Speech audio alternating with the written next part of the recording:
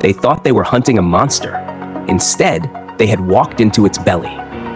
The Imperial Armored Division, 700,000 soldiers strong, marched to Tempest's gates with the certainty of a predator that has never once known fear. Their commander, Caligulio, believed the battle already won.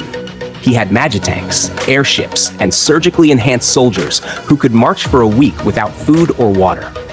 He had the Empire's war doctrine, polished by decades of conquest, at his back. And he had a simple goal: to breach Rimuru's Labyrinth, seize its riches, and crush its defenders before the so-called monster nation could draw a second breath. The gate stood before them, carved with a taunt. Through these gates, the weak are unworthy to pass. To Caligulio, it was confirmation of his enemy's stupidity, an arrogant display from a ruler too proud to hide his home. But Rimuru's smile had been deliberate. That inscription wasn't just bait. It was a test, a threshold, and those who crossed it had already surrendered their fates. The first 1,000 entered. The gate swallowed them without a sound. No screams, no clash of steel, just the dull echo of boots fading into silence. Caligulio expected resistance, pitched battles, ambushes, blood. Instead, he got stillness, the kind that makes even veterans shift their weight without realizing. Then came the first fracture in his perfect formation.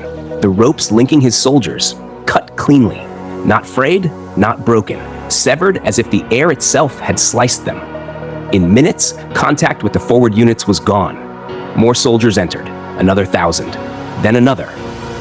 By the end of the day, 350,000 men had vanished into the dungeon's depths. Treasure flowed back, glittering weapons, high-grade crystals, proof of their progress. But none of the soldiers carrying them returned. Not one. The treasure came like offerings, not spoils. And for the first time, Caligulio hesitated. Inside, the labyrinth was not defending itself. It was hunting. Corridors twisted when unobserved, doors closed without sound, shadows clung to the edges of torchlight. Shapes seeped from the walls, monsters molded from a soldier's deepest fear, striking in silence, retreating before a scream could form. The Empire's numerical advantage became meaningless. Every fresh wave of troops wasn't reinforcement, it was more meat for the grinder. And yet, discipline held. On floors 41 through 48, the Imperials cut through B-rank monsters with mechanical precision. They mapped every stairway, swept each corridor, and cataloged every crystal deposit. Morale climbed. Caligulio called it proof that the Labyrinth's legend was overblown. But the Labyrinth was patient. Floors 49 and 50 shattered their momentum. First came the slimes. Not the harmless blobs of children's stories, but living acids, corroding armor, dulling blades, suffocating men in silence. They clung to ceilings, walls, and floors, multiplying as quickly as they were cut down. Every step forward came with the sting of melting steel. Then the serpents appeared. 10 of them, armored, venomous, endlessly regenerating. They ruled the tunnels like living rivers of muscle and fang, and even the Empire's Magizukas could only drive them back for hours at a time. The battle for floor 50 lasted an entire night, and when the serpents finally fell, they would be back in the morning. From floor 51 onward, the labyrinth grew cruel. The monsters didn't meet the Imperials head-on. They forced them into traps. Tasteless poison gas, showers of neurotoxin, acid flooding entire corridors. The walls healed after every attack, sealing men inside. And always, in the corner of someone's eye, 5 roaming nightmares. A red slime, a golden skeleton, a ghost, a living suit of armor, and a small dragon. They weren't floor bosses. They were hunters. By floor 60, a rumor had hardened into certainty. There was something down there that could not be killed. A magisteel giant. Swords shattered on its skin, bullets ricocheted.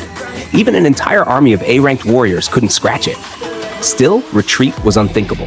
Caligulio pushed them deeper. And then, floor 70, the gate was made of bone, and standing before it was a figure of polished white skeleton, robed in darkness, his voice as smooth as marble. Adalmann, the immortal king. He welcomed them like guests to a banquet. Then, with a single command, the banquet began. The air split under the weight of wings. A death dragon descended, its breath a rotting wind that stripped flesh from bone. Every soldier it killed rose again, not as men, but as Adalmann's death knights and death lords. Even 70,000 Imperials, armed with holy anti-undead techniques, could not make him yield, because Adalmann had learned, with one skill, holy evil inversion. he stripped away his army's only weakness. The holy light, meant to destroy them, now strengthened them. The Empire's offensive collapsed into screaming chaos. Men fled upward, abandoning formation, abandoning each other. Those who stayed were devoured. Those who ran were hunted. It should have ended there. But Caligulio still believed. Floors 71 through 79 lulled them into a dangerous hope. There were crystals of incredible purity, hidden chambers of treasure, oversized insects that could be managed with discipline. The soldiers adapted, their confidence returning. And then came the Insect Queen. Apido did not charge. She descended. 1,000 wasps followed her, each one a disaster-class predator. In less than 10 minutes, the Empire's entire presence on floor 79 was erased. No retreat, no survivors. And yet, the labyrinth was not finished. On floors 81 to 90, the 8 legions waited. 8 beasts, each born from a single tale of Kumara. The white monkey, master of storms and aerial slaughter. The moon rabbit, bending gravity itself until men collapsed under its weight. The black mouse, spreading a toxin that no magic could cure. The thunder tiger, a walking thunderstorm. The winged snake, stealing the very air from its prey. The sleeping ram, drowning minds in endless dream. The firebird, burning armies without touching the forest. The mirror dog, striking from reflections no blade could reach. These were not guardians, they were executioners. And when they came together, Kumara revealed her true form, the nine-head Kumara, one of the world's most beautiful women and the most lethal predator the labyrinth had ever birthed. By the time her tales were still, the count was over. Of the 530,000 soldiers who had entered the labyrinth, not one survived. The Empire's next-generation army, erased in days. Not by strategy, not by overwhelming force in the open field, but by a trap that had been set long before the first soldier crossed the gate. A trap designed not just to kill, but to break. To take everything that made an army powerful, its numbers, its discipline, its morale, and turn each into a liability. And now, the labyrinth was silent again, waiting.